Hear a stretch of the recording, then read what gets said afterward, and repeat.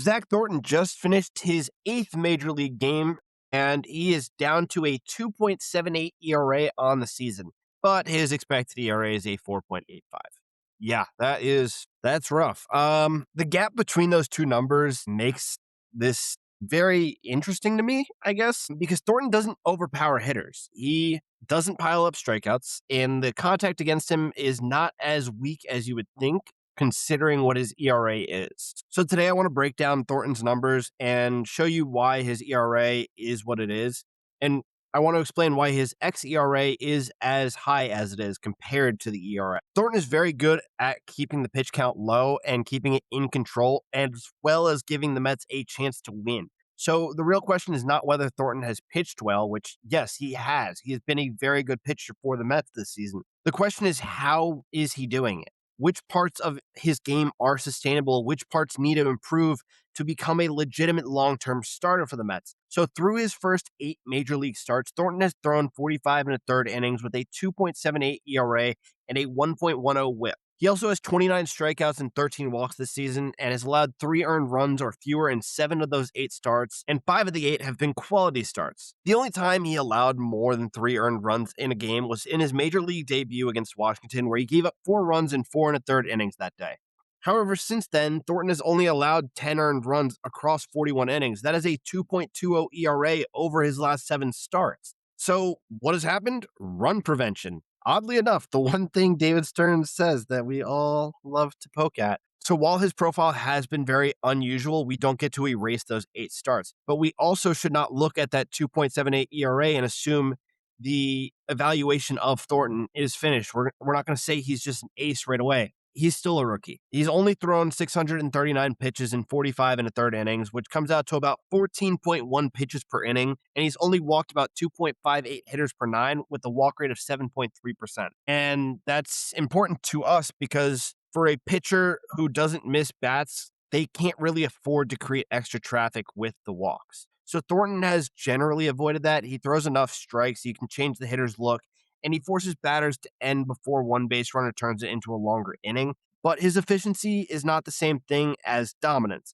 Thornton has only 29 strikeouts in those 45 and a third innings. That's only 5.76 strikeouts per 9, which is only a strikeout rate of 16.4%. Meanwhile, his overall whiff rate is only 18.9%, and his called strike plus whiff rate is only 24.5%. Those numbers don't really leave you a margin for error. Thornton's essentially relying on his defense to record a lot of outs, so the quality of contact becomes very important here. So we have to be really honest about his profile. Baseball Savant's standard batted ball numbers do not show elite weak contact suppression. Hitters have produced an 89.7 mile per hour average exit velocity against Thornton, and his hard hit rate is 41%. His barrel rate is 9%. All 3 are worse than the current major league average, and the expected numbers give us these same exact warnings. Thornton has a 2.78 ERA. I'm not taking that away from him. It is a very nice number to look at. However, he has a 4.85 expected ERA. We can do another comparison with WOBA versus expected WOBA. His actual WOBA allowed is at 280, while his expected WOBA is a 337. Hitters have a 230 batting average against him, but then we look at the expected batting average, and it's 271. These aren't small gaps. So I wouldn't describe Thornton as a pitcher who's already proven he can control contact at an elite level either. So what is he? A rookie. I mean, the best explanation is that he has combined efficiency, decent strike throwing, and a deep pitch mix, as well as good sequencing with enough timely outs to outperform the underlying contact.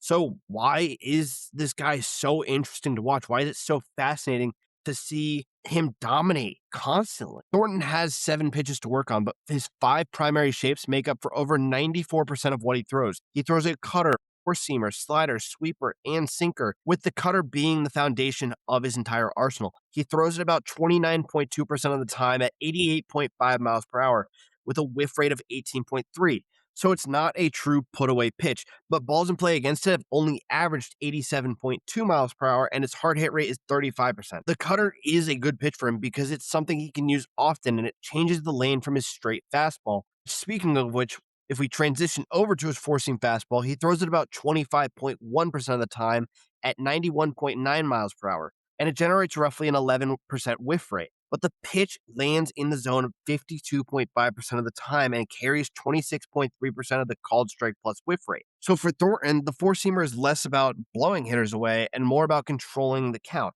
It gives them a pitch he can land, and it creates room for everything else to move. The sinker is the next pitch I want to talk about. It gives hitters a different fastball shape. That is now three fastball shapes we've talked about. He throws the sinker around 10.8% of the time at 92.2 miles per hour, and balls in play against it have only averaged 85.3 miles per hour, although its 388 expected WOBA is a reminder that one encouraging contact number doesn't automatically make it a dominant pitch. So Thornton has three fastball lanes. The four-seamer is straight and high, the sinker runs towards the arm side, and the cutter can work back in the other direction. Now, none of these three pitches are very overpowering, but the separation forces hitters to make a decision before they know what shape is actually coming to them.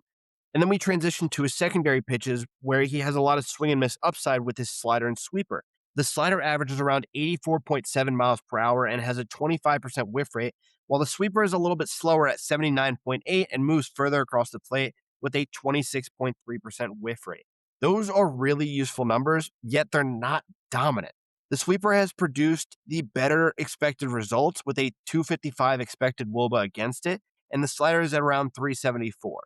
It's a solid difference, but it suggests that Thornton may need to lean heavily into the sweeper, sharpen the slider, or create even more separation between the two pitches. Because if one of those breaking balls can become a true out pitch, then the entire profile of Thornton changes. He would no longer need every ball in play to cooperate. The changeup and curveball are used much less often, but they give hitters two possibilities to consider. That is what appeals me about Thornton because he can change velocity, movement, and eye level without relying on one overpowering pitch. Having a deep arsenal and having a dominant arsenal are not the same thing. Right now, Thornton has depth. He has options.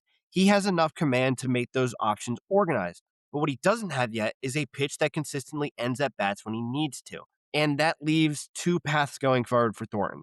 The first one is one of the breaking balls takes a real step forward. So if the slider or sweeper starts creating more empty swings, then Thornton suddenly has a weapon that can get him out of trouble without putting another ball in play. But the second path is a genuine contact improvement.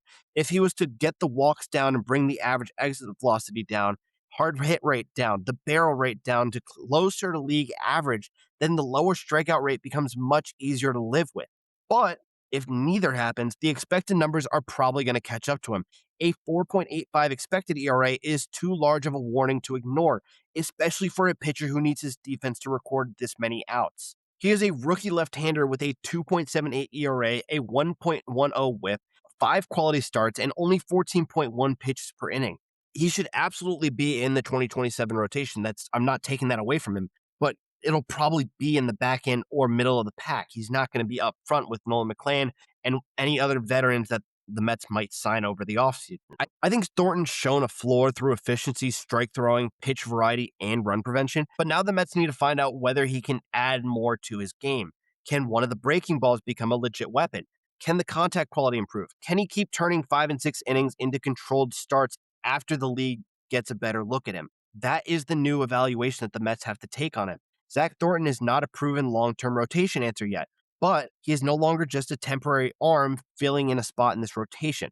I don't think he's going to be an ace, but he could prove me wrong. Obviously, I think he's done enough to be a legit option in 2027, but I don't see him as more than a back end or maybe middle of the pack arm. But the rest of this season should tell us whether this is the beginning of something sustainable or just a strong run of results where the underlying numbers eventually catch up. But let me know where you stand on this. Do you trust the 2.78 ERA and the efficiency, or does that 4.85 expected ERA make you think a regression is coming? Also, if you love analytical Mets breakdowns just like this, make sure to subscribe to Fireside Mets for more.